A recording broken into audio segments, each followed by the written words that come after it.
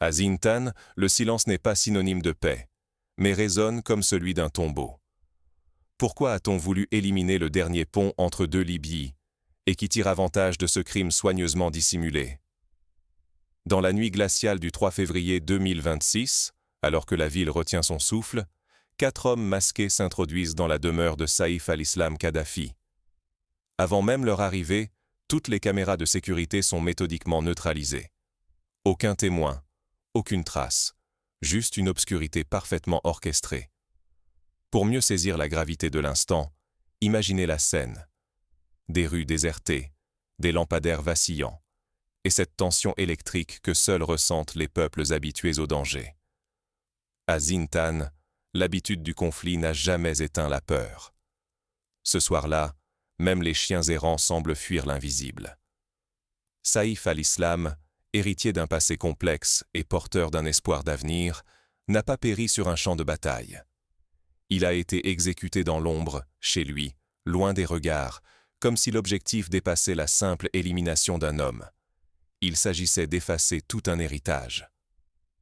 Ce n'est pas un fait divers de plus. Cet assassinat, planifié, froid, chirurgical, a fait frissonner non seulement la Libye, mais aussi tout le Maghreb et le Sahel. Un séisme muet dont les répliques parcourent le continent africain. Pour prendre la mesure de cette onde de choc, souvenons-nous du meurtre de Patrice Lumumba en 1961. La disparition soudaine d'un leader charismatique, l'espoir d'un peuple brisé, le sentiment d'injustice qui traverse les générations. À chaque fois, c'est un message. La souveraineté africaine ne sera tolérée que si elle reste inoffensive. Accepter la version officielle, c'est consentir à ce que la vérité, la justice et la mémoire se taisent à jamais. C'est laisser l'histoire être réécrite par ceux qui préfèrent l'oubli à la réconciliation. Pour saisir ce qui s'est joué cette nuit-là à Zintan, il faut dépasser les faits bruts. Il faut revenir sur le parcours singulier de Saïf al-Islam et sur l'espoir d'une Afrique souveraine qu'il incarnait. Mais qui était réellement Saïf al-Islam Kadhafi? Pour comprendre l'onde de choc de son assassinat, il faut d'abord remonter à la source de son influence. Derrière le visage fascinant et controversé du fils Kadhafi, se cache un homme aux 1000 masques et une nation prête à basculer. Qui était vraiment Saïf al-Islam? Formé en Occident, il incarnait l'espoir d'un dialogue inédit entre la Libye et le monde.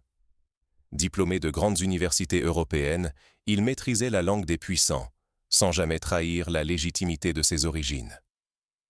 À l'aube de l'an 2011, alors que la Libye sombrait dans le tumulte, Saïf al-Islam avait lancé un avertissement. La division mènerait au sang et à la ruine. Cette prophétie, ignorée, est devenue la tragédie du pays. Tribus opposées, guerre sans fin, avenir confisqué. À ce moment crucial, il a rappelé l'expérience de la Somalie dans les années 90, lorsqu'un État puissant s'est effondré, laissant place à des seigneurs de guerre, à la famine et à l'anarchie. Saïf al-Islam, tel un Cassandre moderne, voyait venir le chaos et tentait de l'éviter. Quand tout s'est effondré, il aurait pu choisir l'exil et la sécurité à l'étranger. Il a préféré rester, affrontant son destin sur la terre de ses ancêtres. Il est devenu le symbole d'une souveraineté que nul ne pouvait acheter ou soumettre. Sa décision rappelle celle de Nelson Mandela qui, malgré les offres d'exil, a choisi de rester en Afrique du Sud, même au prix de la prison, pour porter la voix de son peuple. Ces choix, faits dans l'ombre, forgent des destins collectifs. Pendant des années, il fut la pièce impossible à déplacer, l'obstacle que ni les puissances étrangères ni les factions internes n'arrivaient à manipuler. Chacun voulait l'écarter ou le réduire au silence, mais Saïf al-Islam demeurait insaisissable, refusant d'entrer dans un jeu de dupes. Ce refus, ce goût du risque, l'a rendu dangereux pour tous. Son retour politique, annoncé en l'an 2021, a semé la panique parmi les élites en place et leurs alliés étrangers. Car Saïf al-Islam ne promettait pas le retour du passé, mais l'émergence d'une alternative, une Libye souveraine, ouverte, mais farouchement attachée à sa dignité. Face à lui, chaque camp devait choisir, défendre la souveraineté ou céder à la soumission. Ne pas saisir ce qu'il représentait, c'était ignorer la vraie bataille, la liberté de choisir son destin, ou l'acceptation d'une propagande paralysante. Nombreux sont ceux qui, dans l'histoire, ont incarné ce choix impossible. Rappelons-nous de Thomas Sankara, assassiné en 1987, pour avoir osé rêver d'un Burkina Faso autonome. Comme Saïf al-Islam, il était porteur d'un projet qui dérangeait les intérêts établis. Mais derrière ce jeu trouble, une question s'impose. À qui profitait le sabotage de ce réveil, le maintien du pays dans la peur? Pourquoi la Libye semblait-elle condamnée à rester prisonnière de la division? L'assassinat de Saïf al-Islam, en février 2026, n'a rien d'un fait divers. Il révèle la guerre invisible menée contre toute aspiration africaine à la souveraineté. Quand les urnes sont verrouillées et que la vérité s'enfonce dans le sable, ce n'est pas le fruit du hasard. C'est le signe d'un système bien huilé, décidé à étouffer la volonté du peuple. Pensez à ce qui s'est passé lors des élections avortées de 2022 en Libye. Alors que le peuple espérait enfin tourner la page du chaos, d'innombrables obstacles administratifs sont venus saboter le scrutin. Les listes électorales ont été modifiées à la dernière minute, des candidats écartés sans explication, des menaces proférées contre ceux qui osaient se présenter. L'assassinat de Saïf al-Islam Kadhafi en février 2026 n'est pas un acte isolé.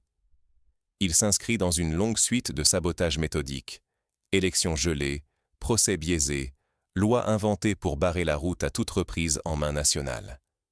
Depuis des années, chaque pas vers la souveraineté libyenne a été miné.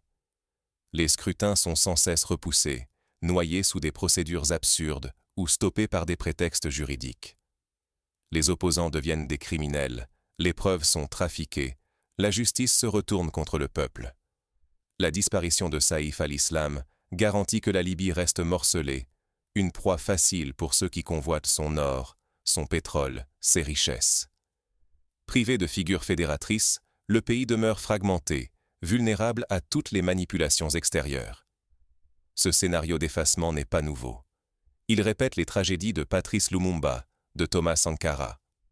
Chaque fois qu'un leader tente de rouvrir la voie de la dignité, il est écarté, effacé, physiquement ou médiatiquement. La cible, ce n'est pas seulement un homme. C'est la possibilité d'un renouveau, d'une dignité retrouvée, d'une reconstruction nationale. L'objectif est de tuer l'espoir avant même qu'il ne germe. À titre d'exemple, après l'assassinat de Lumumba, le Congo a sombré dans une instabilité chronique, ses richesses pillées, son peuple divisé par des décennies de guerre civile. Ce schéma se répète en Libye, où chaque espoir de réunification est systématiquement étouffé. Pendant que le peuple endure la souffrance, la réaction internationale oscille entre silence et propagande. Les médias parlent de crise locale, d'instabilité chronique, masquant délibérément les véritables enjeux. Seules quelques voix africaines, rares et courageuses, dénoncent la manipulation. Les chaînes internationales se contentent de titres vagues, évacuant la dimension politique. On se souvient du traitement réservé à la mort de Sankara. Présentée comme une querelle interne, elle cachait en réalité une opération orchestrée depuis l'extérieur. Ce qui se joue dépasse la Libye. Si cette mécanique s'impose, c'est tout un continent qui restera sous tutelle. L'Afrique sera encore pillée, divisée, privée d'avenir par un système qui étouffe toute lumière d'indépendance. Mais une question brûle désormais toutes les lèvres. Qui tire vraiment les ficelles de ce chaos? Derrière l'effacement des leaders africains, d'autres intérêts plus sombres s'activent dans l'ombre. Là où l'on croyait toucher à la fin, surgit en réalité le commencement d'un nouveau cycle de lutte. Une graine enfouie se met à germer, là même où la terre paraissait desséchée, sans espoir. En Afrique, l'écho du crime de Zintan ne s'est pas dissous dans le sable. Il vibre comme un avertissement, un cri lancé à tout le continent. Depuis Ouagadougou, le capitaine Ibrahim Traoré refuse de se contenter du deuil de Saïf al-Islam Kadhafi. À ses yeux, cet assassinat vise la dignité et la souveraineté de tous les peuples africains. Traoré ne tolère pas le silence.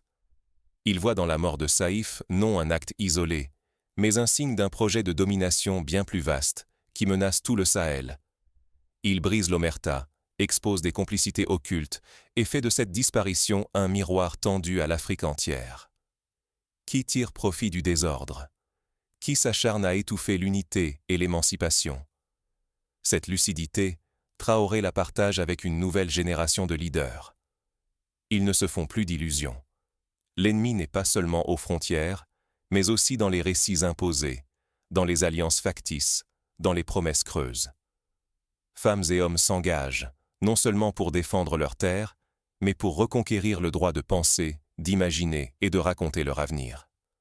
À Bamako, à Alger, à Niamey, des jeunes leaders s'inspirent de cette attitude. Ils organisent des forums pour débattre, publient des tribunes, créent des collectifs citoyens. Ce sont des gestes concrets qui, peu à peu, fissurent la chape du silence. La mort de Saïf devient un symbole fédérateur. Elle rassemble des colères éparses, fait renaître l'espoir d'une unité panafricaine que tant de forces ont voulu briser.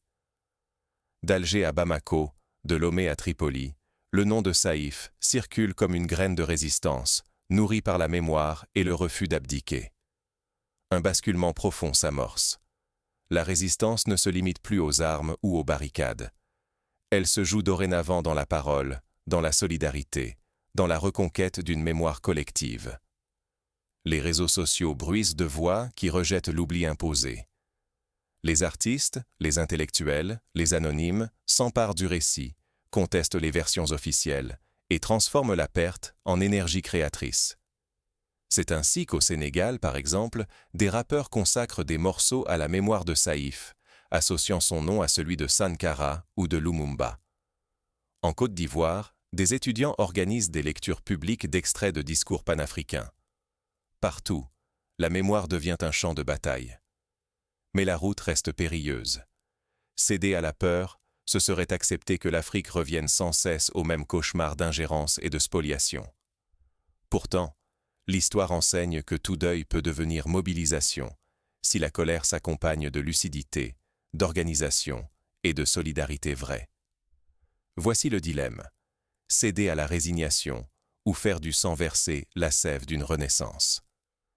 La peur peut figer, mais l'espoir, nourri par l'exemple de Traoré et de tant d'autres, peut transformer la douleur en force partagée. L'avenir africain se joue dans cette oscillation. Pour transformer la douleur en action, il existe des étapes concrètes: organiser des veillées de mémoire, lancer des pétitions, soutenir les médias indépendants, participer à des débats citoyens. Chaque acte, aussi modeste soit-il, contribue à briser le cycle de l'oubli. Mais alors que les réseaux s'agitent et que la colère monte, une question demeure. Qui, dans l'ombre, orchestre ce chaos? La suite dévoile ceux qui, tapis derrière les rideaux, manipulent les fils du destin africain. Face au silence imposé, chaque voix devient précieuse. Écrire, témoigner, refuser l'effacement. Ce silence qui a englouti Saïf al-Islam Kadhafi n'est pas une fatalité, mais un défi lancé à chacun de nous. Il ne s'agit pas seulement d'un homme disparu, mais d'une tentative d'effacer tout un espoir de souveraineté africaine. Honorer Saïf al-Islam, c'est refuser que l'histoire soit dictée par les vainqueurs et les puissances qui profitent du chaos. C'est affirmer que notre mémoire ne sera pas confisquée, que la dignité ne se négocie jamais. Chaque message, chaque souvenir partagé devient un acte de résistance. Écrire, c'est déjà agir. Exprimer sa gratitude, commenter, partager rêves et souvenirs de souveraineté n'est pas anodin. C'est reconnaître la valeur de ceux qui ont donné leur vie pour que l'Afrique cesse d'être un terrain de jeu pour d'autres. Laisser une trace, même infime, c'est refuser l'amnésie que tentent d'imposer les effaceurs d'histoire. S'abonner à des chaînes ou rejoindre des espaces narratifs alternatifs, c'est soutenir la construction d'une mémoire collective indépendante. Ce geste simple permet de bâtir un rempart contre la désinformation et l'oubli organisé. Chaque abonné conscient, chaque spectateur éveillé, ajoute une pierre à l'édifice d'une Afrique qui écrit sa propre histoire. Pour aller plus loin, il est possible de créer des podcasts, de participer à des webinaires, d'organiser des expositions itinérantes sur la mémoire des luttes africaines. Ce sont des initiatives qui donnent chair à la résistance et qui, peu à peu, tissent un récit commun. Refuser la fatalité, c'est aussi s'inspirer du sacrifice de Saïf al-Islam pour réclamer la maîtrise du destin africain. Accepter que le continent reste entre les mains de ceux qui n'y voient qu'un profit ou un champ de bataille, c'est renoncer à la dignité.